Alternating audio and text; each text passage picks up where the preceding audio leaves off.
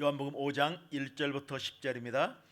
그 후에 유대인 명절이 되어 예수께서 예루살렘에 올라가시니라. 예루살렘에 있는 양문 곁에 히브리 말로 베데사라 하는 못이 있는데 거기에 행각 5이 있고 그 안에 많은 병자, 맹인, 다리 저는 사람, 혈기 마른 사람들이 누워 물의 움직임을 기다리니 이는 천사가 가끔 못에 내려와 물을 움직이게 하는데 움직인 후에 먼저 들어가는 자는 어떤 병에 걸렸든지 낫게 됨이러라. 거기 38해 된 병자가 있더라. 예수께서 그 누운 것을 보시고 병이 벌써 오래된 줄 아시고 이르시되 내가 낫고자 하느냐. 병자가 대답하되 주여 물이 움직일 때에 나를 못에 넣어주는 사람이 없어 내가 가는 동안에 다른 사람이 먼저 내려가나이다. 예수께서 이르시되 일어나 네 자리를 들고 걸어가라 하시니 그 사람이 곧 나와서 자리를 들고 걸어가니라. 그날은 안식일이니 유대인들이 병 나은 사람에게 이르되 안식일인데 내가 자리를 들고 가는 것이 옳지 아니하니라. 아멘. 오늘 본문에 예수님의 기적 가운데 아름답고 놀라운 기적을 말씀하여 주고 있습니다. 주님은 38년 동안 병으로 신음하고 절망하던 한 병자를 치유하심으로 그에게 소망의 창조의 역사를 이루신 것을 말씀을 통해 기록하여 주고 있습니다.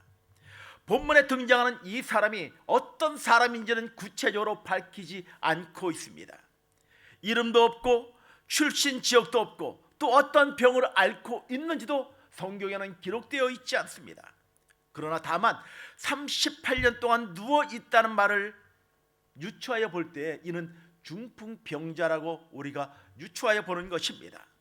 그럼에도 불구하고 우리가 아는 것처럼 38년 된 병자가 예수 그리스도를 만남으로 인하여 병에서 나아 자리를 들고 걸어갔다는 그 놀라운 축복의 메시지가 오늘 기록되어 있다는 것입니다. 이 이야기의 시작과 끝이 정말 대조를 이루는 사건이 기록되어 있습니다.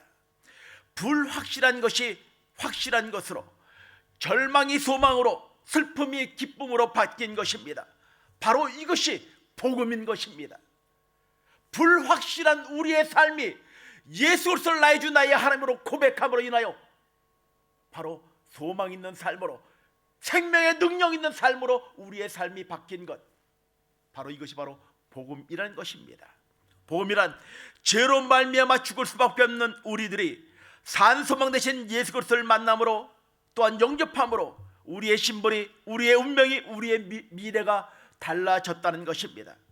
사망에서 생명으로, 절망에서 소망으로, 지옥에서 영광으로 우리의 삶이 변화되었습니다.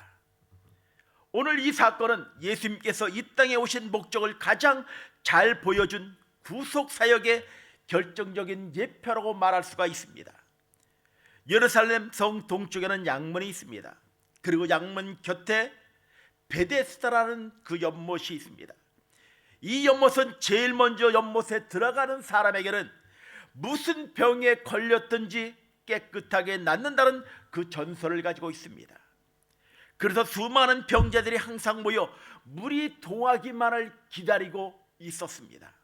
오늘 본문 3절 4절 말씀에 그 안에 많은 병자, 맹인, 다리 저는 사람, 혈기 마른 사람들이 누워 물이 움직임을 기다리니 이는 천사가 가끔 못에 내려와 물을 움직이게 하는데 먼저 들어가는 자는 어떤 병에 걸렸든지 낫게 됨이더라.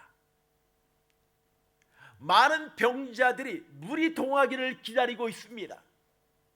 그리고 물이 동할 때 먼저 들어가는 사람이 어떤 병에 걸렸든지 완쾌 된다는 것입니다.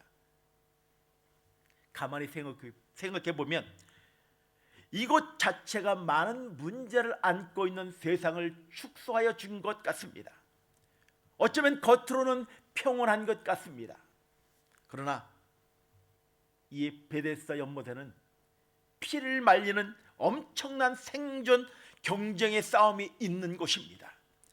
은혜의 집이라 말하는 베데스다 연못이 바로 전쟁터로 바뀌어져 있는 그 상황을 말하여 주고 있습니다. 여기에는 선착순이 통하지 않습니다. 양보란 있을 수가 없습니다. 두 팔을 걷어붙이고 죽기 아니면 살기로 싸우는 처절한 싸움터였던 것입니다. 승자만이 살아남는 비정한 곳, 바로 이러한 치열한 삶의 현장에 우리 주님께서 오셨습니다. 때는 6월절 명절이었기 때문에 예루살렘 성은 수많은 사람으로 붐볐습니다. 그리고 수많은 사람들이 베데스다 연못을 지나갔습니다. 그러나 대부분의 사람들은 그냥 무심코 지나갔다는 것입니다. 군중 속의 고독이라는 말처럼 사람들이 많고 넘쳐났지만 고통 가운데 있는 사람들을 도와줄 진정한 이웃, 친구 단 한 사람도 없었던 것입니다. 그런데 우리 주님께서 절망의 현장, 이 베데스다 연못을 찾아오셨습니다. 그리고 절망 가운데 허덕이는 불쌍한 한 영혼을 바라보셨습니다. 이 사람은 다름 아닌 38년 된 병자였습니다. 38년 동안 누워서 살아있는 것 이것 하나만으로도 기적이고, 이 사람이 얼마나 많은 고통의 세월을 보냈는가를 짐작할 수가 있을 것입니다. 연못에서 38년을 누워 있었다고 한번 생각해 보십시오. 그는 절망의 시간들을 38년을 지나간 사람인 것입니다.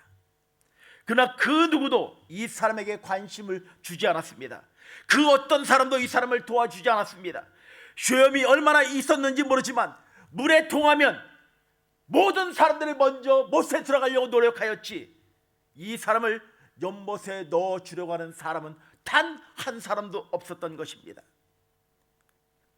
38년 된 병자, 그는 38년 동안 매번 실패를 맛보았습니다. 또한 앞날도 기약할 수 없는 그의 삶이었습니다. 이 사람은 철저하게 아픈 사람이었고, 철저하게 고독한 사람이었으며, 철저하게 실패를 맛본 사람이었습니다. 한마디로 소망이 없는 사람이었습니다. 어쩌면 우리의 삶이 소망 없는 삶이고 절망과 낙심과 좌절의 삶이 우리의 삶이었을 것입니다. 예수 그리스도를 나의 주 나의 하나님으로 고백하기 이전의 삶, 38년 된 병자의 삶이 바로 우리의 삶이었습니다. 그 삶에 나의 구원자 되신 예수 그리스도께서 나를 찾아오신 것입니다. 주님이 이 사람을 버리지 않은 것처럼 우리를 버리지 않으셨습니다. 그리고 관심 있게 보셨습니다. 또한 이 사람의 모든 형편을 주님께서는 알고 계셨습니다. 주님께서 38년 된 병자에게 다가가시어 이렇게 질문하십니다.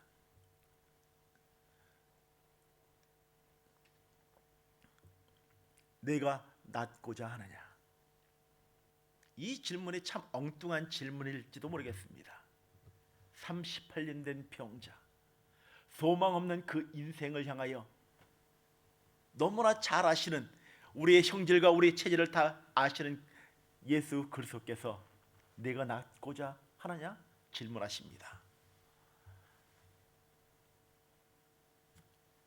병자는 이렇게 이야기해야 합니다. 주님, 제가 낫고 싶습니다. 그것이 내 평생 소원입니다라고 그렇게 이야기하는 것이 정답일 것입니다. 우리 성도님들께 주님께서 이렇게 말씀하십니다. 내가 낫고자 하느냐? 그러면 아니요, 저는 필요 없습니다. 이렇게 얘기할 사람은 단 한 사람도 없을 것입니다. 주님, 제가 낫기를 원합니다라고 고백할 것입니다. 그런데 이 병자의 대답은 우리 주님과의 뜻과는 완전히 다르다는 것입니다. 주여, 물이 동할 때에 나를 못에 넣어줄 사람이 없어 내가 가는 동안에 다른 사람이 먼저 내려가나이다. 그냥 쉽게 지나갈 수 있는 이야기지만 이 사람의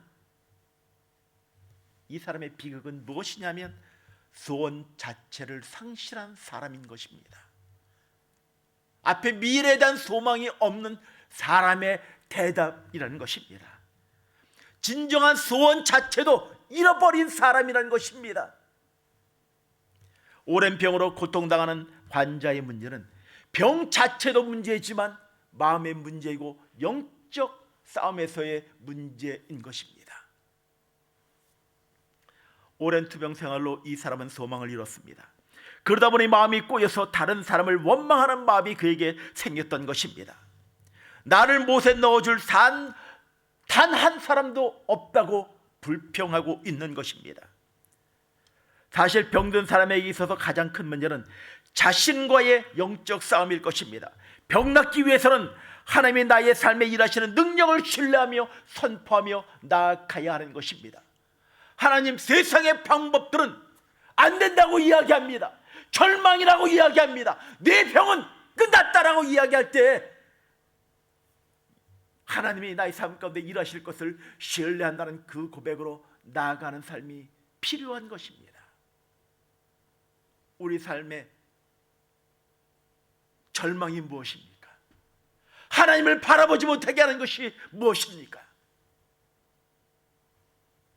하나님만이 하실 수 있으신다라는 그 고백으로 선포하며 나아가는 삶, 그것이 믿음의 백성들에게는 필요한 것입니다.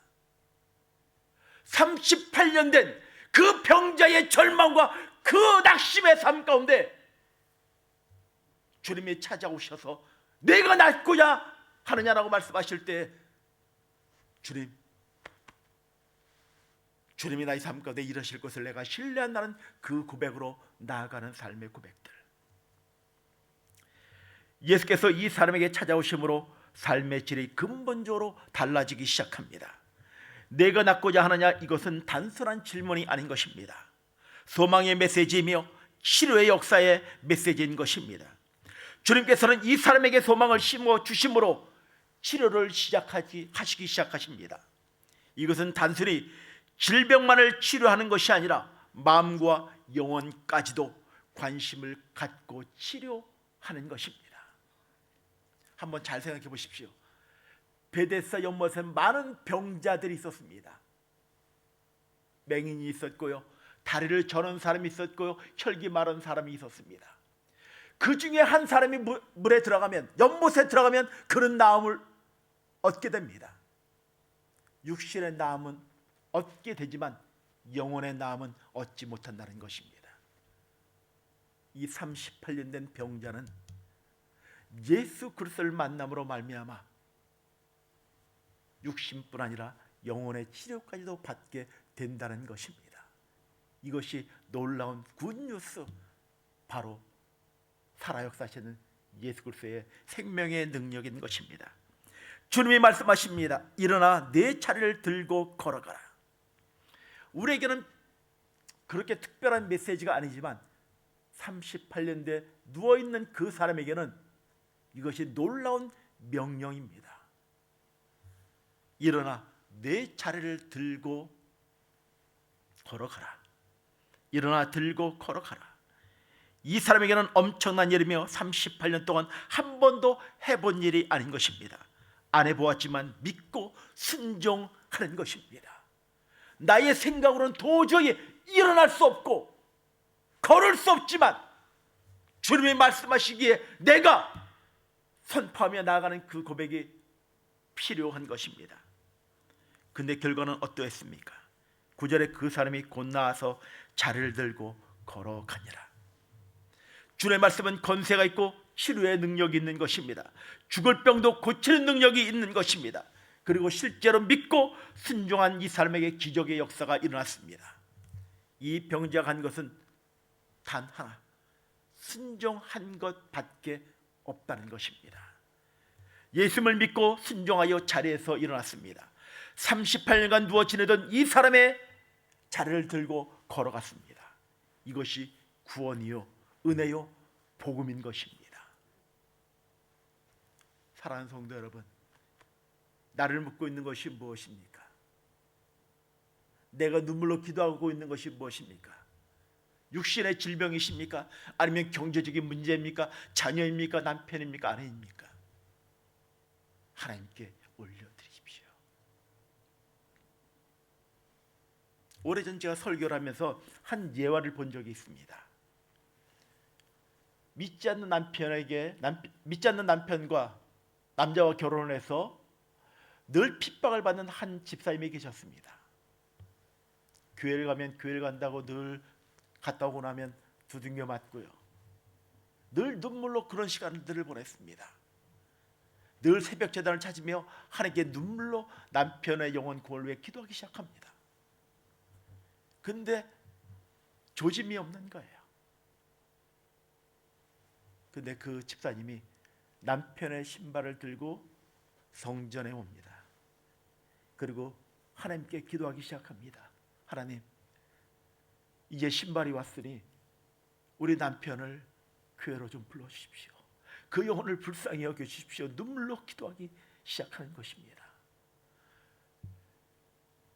근데 남편이 하루는 일찍 일어나서 보니 당신의 신발이 없는 거예요.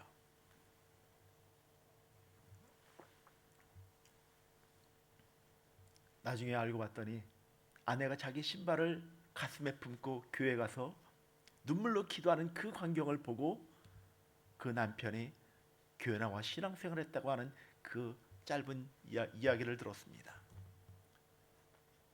그냥 스쳐 지나갈 수 있는 이야기이지만 하나님은 우리의 눈물의 기도를 들으시고 응답하십니다.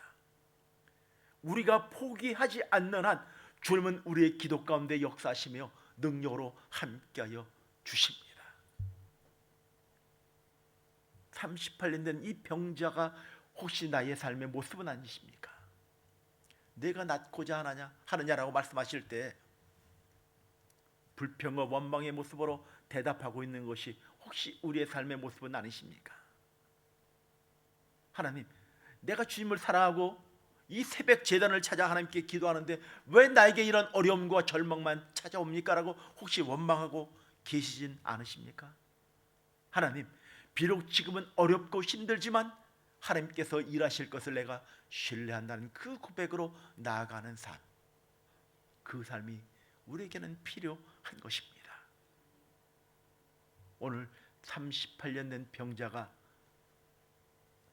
자신의 자리를 들고 일어나 걸어간 것처럼 우리의 삶 가운데 이러한 선포와 고백이 있기를 주의 이름으로 간절히 축원을 드립니다.